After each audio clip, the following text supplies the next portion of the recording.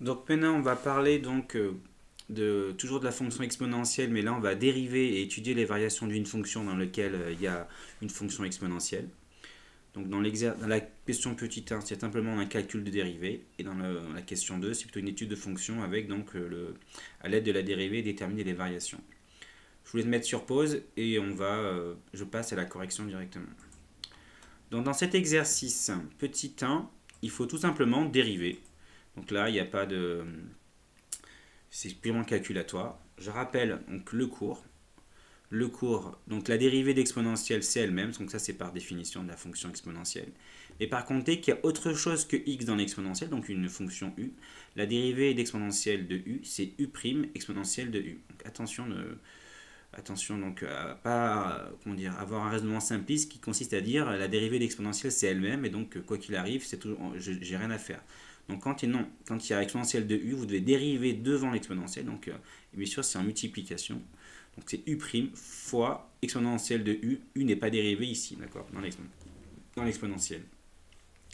Alors, petit a, vous avez donc ici une fonction, d'accord, qui est de la forme u fois v, d'accord, avec u qui est donc le polynôme x carré plus 2. Et vous avez v qui est la fonction exponentielle. Donc la dérivée de u' c'est 2x, donc vous descendez le 2 là. La dérivée de 5 c'est 0, je rappelle. Et la dérivée d'exponentielle, je vous rappelle que c'est elle-même.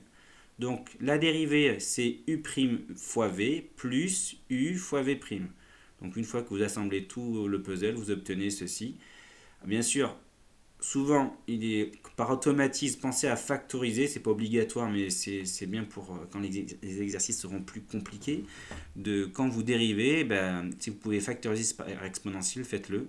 Donc là, je factorise par exponentielle, donc ça fait 2x que j'ai mis ici, et x carré plus 5 que j'ai dispatché pour avoir donc un polynôme, je dirais, écrit dans l'ordre décroissant des puissances de x. Bon, ça, c'est pas obligatoire. Vous pouvez écrire 2x plus x carré plus 5, ce serait très juste aussi, hein. On passe au B. Là, vous avez un quotient, donc U sur V. Avec U, c'est 1 plus exponentielle de x, et V, c'est x plus 3. Donc après, je dérive, hein, l'exponentielle. La dérivée de U, c'est la dérivée de 1 qui vaut 0, donc, et la dérivée de exponentielle de x qui est elle-même. À la fin, U', c'est exponentielle de x. La dérivée de x plus 3, c'est la dérivée de x qui vaut 1, et la dérivée de 3 qui vaut 0, donc à la fin, j'ai 1. J'applique la formule u'v moins, attention, uv', là j'ai oublié un prime, pardon, il manque un prime, sur v au carré. Parce que je ne me suis pas trompé, donc j'ai bien mis 1. Donc ici vous avez ça. Et à la fin, donc là, le dénominateur on n'y touche surtout pas, on ne développe pas. D'accord. C'est pas faux si vous le faites, mais c'est pas un bon réflexe pour quand il y a des exercices d'études de fonctions. Donc si vous l'avez développé, c'est pas faux, mais je vous conseille de ne pas le faire. C'est inutile et c'est source d'erreur si vous le faites mal en plus. Donc là, par contre, je vais simplifier le numérateur. D'accord. Tout ce qui est au numérateur, là, je vais le simplifier ici.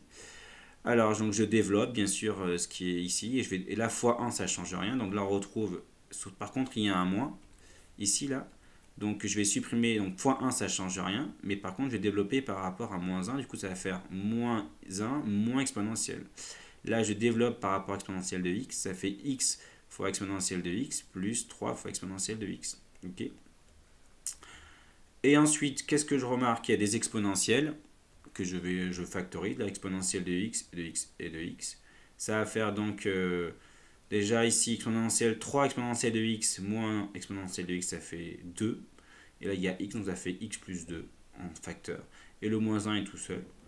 Alors je pouvais m'arrêter, j'étais pas obligé, hein, mais je pouvais même m'arrêter là. Je pense que c'est très bien, parce que là il n'y a pas de finalité à dériver, il n'y a pas d'étude de signe derrière, donc on peut s'arrêter quand on veut. Mais bon, simplifier comme ça, c'est un bon réflexe. Le C, donc là on rentre dans des... Enfin, jusqu'à présent, dans l'exponentielle, on avait simplement x, vous voyez là, sur le A et le B, et dans le C, et d'ailleurs dans le D aussi, vous avez autre chose que x, vous avez là j'ai l'exponentielle de moins x, et là j'ai 5x plus 2. Donc là, c'est pas pareil pour les dérivés. On va donc on va utiliser maintenant, jusqu'à présent on ne l'avait pas fait, mais on va utiliser cette formule qui est là. Donc exponentielle de u, c'est u' exponentielle de u. Alors, si je regarde le premier, donc ici j'ai moins x, j'ai toujours la forme u fois v, d'accord, donc u c'est x, d'accord, c'est ce qui est devant, et v, c'est donc la parenthèse 1 plus exponentielle de moins x. La dérivée de x, c'est 1. La dérivée donc de 1 ici, c'est 0. Et la dérivée de moins x, exponentielle de moins x, pardon, c'est moins exponentielle de moins x. D'accord? Je rappelle que mon fameux u, ça c'est u. Là, j'ai u' exponentielle de u. Et la dérivée de moins x, c'est moins 1. Donc j'écris moins tout court, ou je peux écrire moins 1. Donc ça fait moins 1 exponentielle de moins x, parce que le u n'est pas dérivé. Là, vous voyez, je garde exponentielle de moins x. Et du coup, j'applique la formule u'v plus uv' égale donc tout ceci. Après, je peux m'arrêter là, ou alors je factorise par les exponentielles de moins x que je vois ici, et qu'il devient donc 1 moins, voilà, 1 moins x. Dans le d, là j'ai du u sur v, donc attention, donc la dérivée par exemple de u, c'est la dérivée de 1 qui vaut 0, et la dérivée de moins exponentielle de 5x plus 2, donc c'est bien moins 5, parce qu'il y a le moins ici, et la dérivée de u, je vous rappelle, donc ici vous avez, ici c'est le fameux u, donc, enfin si vous voulez, c'est pas un u, mais il faudra dériver ce qui est dans l'exponentielle. Donc là, il faudra dériver 5x plus 2, ça fait 5, et je le retrouve devant l'exponentielle. Donc ça fait, et le moins ici n'a pas bougé, donc ça fait moins 5 exponentielle de 5x plus 2. Pareil pour là, on retrouve, donc là si vous voulez, ça c'est mon fameux u, même si il y a plusieurs u. Et là après, donc j'ai u' exponentielle de u. Attention, la dérivée de u c'est 5, puisque la dérivée de 5x c'est 5, la dérivée de 2 c'est 0. Donc ça fait u' c'est 5, et exponentielle de u c'est 5x plus 2. Donc là pareil, je me suis trompé, il manque un prime, donc ça fait u'v moins uv', et donc je vous laisse faire, le calcul est là, on simplifie. Donc, vous voyez, c'est assez complexe, mais on voit que, comme toujours, bon réflexe, c'est de factoriser par exponentielle. Donc là, quand j'ai fait ça, je vois qu'il y a des exponentielles de 5x de partout. Exponentielle de 5x, 5x, là aussi exponentielle de 5x, de 5x plus 2, pardon. Et donc là, je vais factoriser par 5x plus 2. Donc là, j'en prends qu'un seul des deux. Il va me rester, donc si je regarde bien, il va rester moins 5 exponentielle de 5x plus 2, que je retrouve là. Le moins ici. Et le 5 est la parenthèse, donc 1 moins exponentielle de 5x plus 2, que je retrouve là. Une fois que je... Là, je vois que du coup, et c'est intéressant de le faire, c'est que je peux simplifier par un facteur d'exponentielle 5x plus 2. Il ne me restera qu'un seul dénominateur. Au numérateur, du coup, j'ai plus que cette parenthèse que je vais simplifier. Donc là, il y a le fameux moins, donc moins 5 d'ailleurs. Avec le moins et le fois 5, ça fait moins 5. Je développe, ça fait moins 5. Et attention, ça fait plus. Et une fois que j'ai ça, je remarque encore une fois que on peut simplifier, il y a moins 5x, moins 5 exponentielle de 5x plus 2, plus ensuite 5 exponentielle de 5x plus 2, donc ça va faire 0, il va rester moins 5 au numérateur, et le moins, je peux le sortir de la fraction, et ma dérivée est tout simplement ça. Petit 2, là, donc là, il fallait juste simplement dériver dans le 1. Dans le 2, donc, on va faire une étude de fonction donc, et déterminer les variations à l'aide de la fonction dérivée, du signe même de la dérivée. Petit 2, vous avez une fonction comme ça. Première question, justifier que f est défini sur R. Donc je rappelle, une fonction elle est définie sur un intervalle si on peut calculer tous les éléments, de l'intervalle en une image par la fonction. Ici, quel que soit x, on peut calculer l'image, puisque c'est calculable à une condition, puisque la fonction exponentielle est définie sur R tout entier. Donc là, je pourrais toujours le calculer, celui-là aussi, mais si je vais faire le quotient donc, de ces deux choses, il faut qu'au dénominateur, il ne faut pas que ça fasse 0. Donc, f est défini si et seulement si le dénominateur ne s'annule pas. Ça, c'est important. Si en bas, ça fait 0, vous ne pouvez pas diviser par 0, donc l'image n'est pas calculable. Mais on sait, et ça c'est important, que l'exponentielle, elle ne s'annule jamais, mais elle est même strictement positive. Mais bon, la positivité ne m'intéresse pas. Ce qui m'intéresse, c'est que c'est toujours différent de 0. L'argument qui m'intéresse, c'est vraiment lui. Ça peut être strictement négatif, ça aurait été pareil. Mais ce qu'il faut retenir, c'est que c'est strictement différent de 0. Du coup, à aucun moment, je vais diviser par 0. Donc, c'est pour ça que c'est défini sur R tout entier. Pour n'importe quel x ici, je peux calculer une image. Donc, pour n'importe quel x là, donc à chaque fois, vous allez retrouver moins x et x. À aucun moment, je vais diviser par 0. Donc, c'est défini sur R tout entier. Question B. Alors maintenant, il faut montrer que la dérivée, c'est celle qui vous est donc demandée. Donc vous voyez bien que f c'est donc u sur v, avec le u qui est le numérateur, v le dénominateur.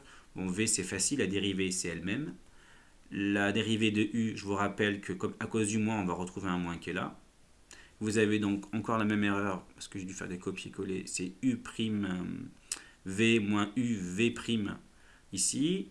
Donc à la fin, bon, on remplace. On fait attention au signe moins ici. Quand on va développer, il y aura bien ici, si vous voulez, moins exponentielle de x, que c'est fois 1 ici.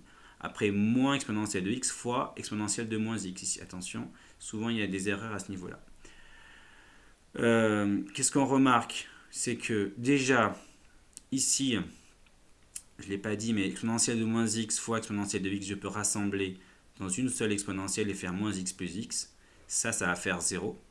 Exponentielle de 0, je vous rappelle que ça fait 1. Ça, on l'a vu. Et ici, je le retrouve aussi, ici, exponentielle fois exponentielle de moins x, ça fait exponentielle de x moins x, donc exponentielle de 0. Et ça fait aussi 1.